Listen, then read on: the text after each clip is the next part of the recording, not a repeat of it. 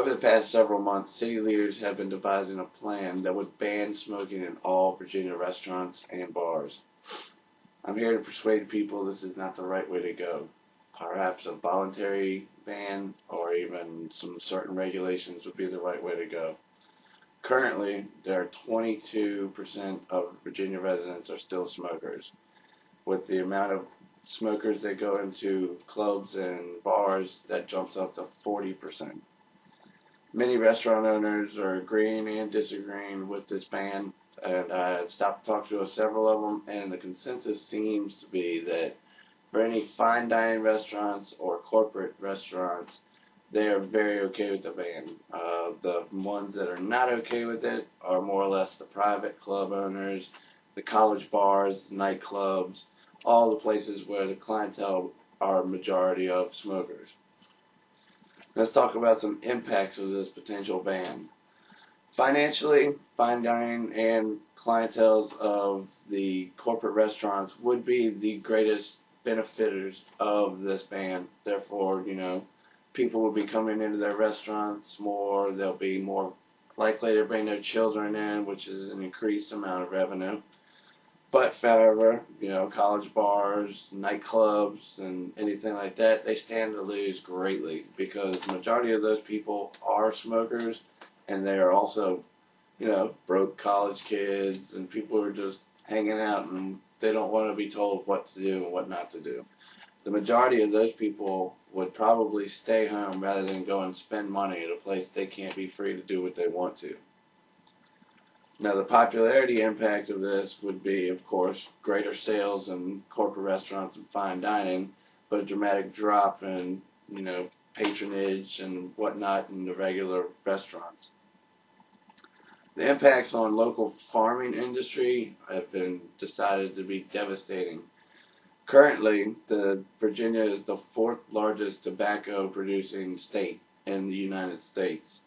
The approximate revenue of this is $160 million a year. That's a lot of money to just throw away. By looking at certain impacts of the restaurants and local agriculture, businesses, let's see, would be a positive ban on smoking. Some of the pros would be obviously the health issues. One of the biggest concerns of a smoking ban or non-smoking ban is secondhand smoke.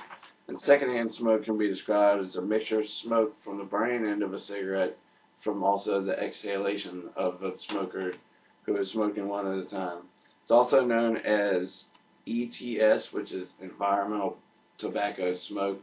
So it's classified as a C2 carcinogen and is also known as cause cancer. One of the biggest people who are affected by this are children. So naturally, any kind of corporate restaurant or anything that's kid friendly, they would greatly benefit from this smoking ban. And that's one thing that would definitely make a big difference in anything is the atmosphere of any restaurant. These people who own these fine dining restaurants who charge anywhere from $100 to $500 a meal, it's obviously they don't want it to be looking like a bingo hall. One of the first things you do anytime a fine dining restaurant and you walk in the door is you take in the aroma of all the great food. You look at the ambience, you don't want to see clouds of smoke and everything. That's not really what you're paying all that money for. But if you go into a seedy little college bar or dive bar, you expect to see that, and it's just a kind of a common thing. Complete loss of revenue. According to the Virginia Smoking Ban info, the revenue would probably drop within 2% within the first month. And if you're in a restaurant and you know how much profits are less than 5% a year, that's a dramatic drop.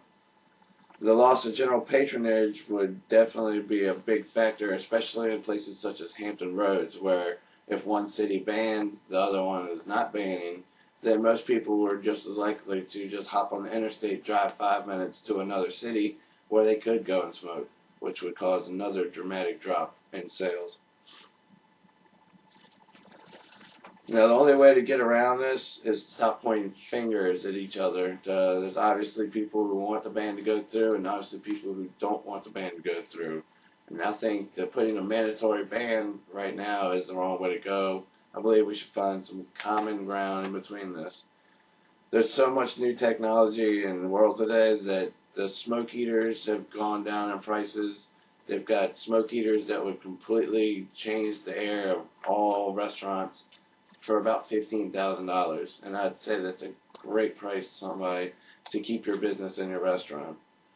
The smoke eaters also have these high-powered fans that would just completely take off all the toxins, period, in the air, such as the smoke from any of the kitchen fumes and whatnot.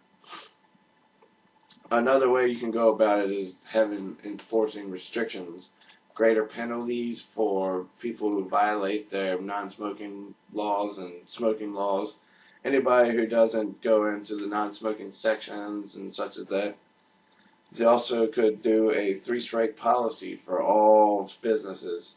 It's basically saying you have 3 strikes and you're completely shut down. You lose your alcohol license, you lose your food card handler.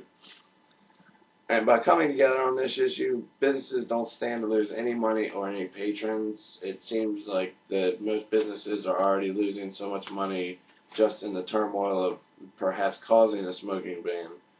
But with a potential loss of revenue, a mandatory ban should not be passed. Voluntary ban would be the best choice for everybody.